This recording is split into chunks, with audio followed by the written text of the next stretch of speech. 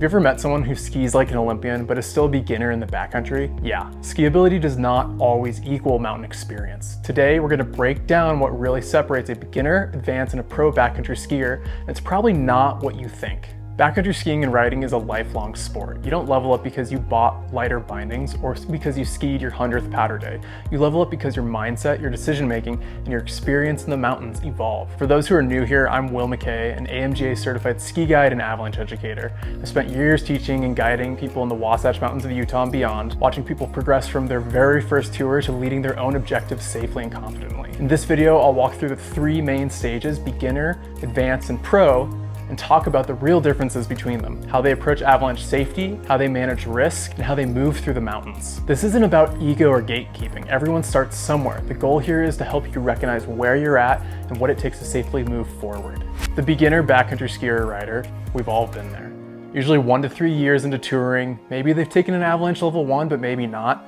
They're fired up, stoked on every turn, every skin track, and every piece of Gore-Tex gear. Beginners tend to tour with a lot of different partners, friends of friends, meetup groups, honestly whoever's heading out that day. It's all about getting as much experience as possible, which is awesome, but it also means that there's a big range of group experience and communication when you're out touring. When it comes to risk, beginners often swing from one extreme to the other. They're either afraid of everything, turning back at the first sign of a steep slope, never even venturing into terrain above 30 degrees, or they don't recognize the danger at all because everything just looks like a playground, which is a fair assumption because winter mountains can look incredibly beautiful. Transitioning from walking to riding, yeah, they take a while. They've got skins upside down, gloves off, snacks all over the ground, but that's part of the process. Everybody has to start somewhere. The key for beginners is to focus on foundational learning, including avalanche education, terrain recognition, and efficient travel. At this stage, you don't know what you don't know, and that's honestly okay. If you're in this stage and you want to start building that foundation, things like recognizing avalanche terrain, understanding avalanche forecasts, and moving more confidently, we've got online courses at mountaintrainingcenter.com designed exactly for that. They're a great way to learn the fundamentals before heading out for your next tour. All right, next up, we've got the advanced skier or rider.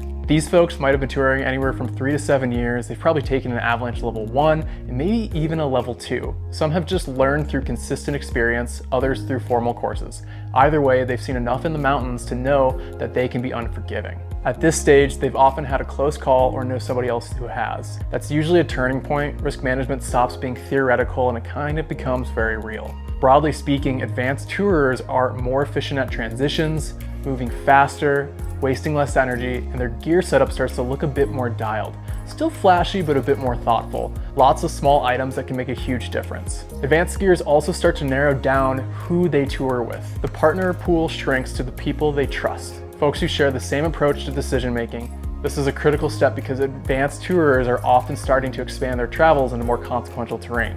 You want to be skiing or riding with like-minded individuals. Here's the interesting thing. Many advanced skiers feel like they understand avalanche safety, and that confidence can sometimes become a blind spot. I've often seen people at this level start to develop something known as an expert halo. This is the type of internal bias that leads you to believe that you're making the right calls because you've got some experience to back it up, when in fact, you might be missing the mark.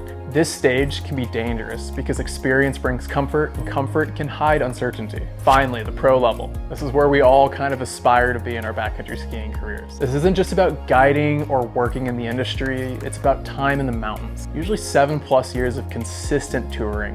These folks can range from avalanche forecasters to locals that put in huge amounts of days throughout the year. Pros tend to have an extensive avalanche education, at least a Pro 1 if they're working, but what really defines them isn't a piece of paper or a tick box, it's the experience and the mindset. So many dialed backcountry skiers and riders do not go down the professional avalanche path, that they are still considered pros in my book. All that being said, taking a Pro 1 avalanche course is never a bad thing, even if you don't intend on working in the industry. It's a great way to expand your knowledge from the recreational side of things. These pros have seen enough to know that there's more uncertainty than certainty in avalanche terrain. They're constantly questioning conditions, not because they lack confidence, but because they've learned how complex snowpacks actually are. I've often had discussions with others at the pro level about how the more you learn, the more you realize how much you actually don't know. Regarding transitions, their systems are fluid, they're second nature, gear is lighter and often multi-use. Every piece has a purpose. A standout sign to me that somebody's a pro level person is a trimmed down and used and abused touring pack. They tour with 1 or 2 consistent partners, people that they've built deep trust with. Communication is clear,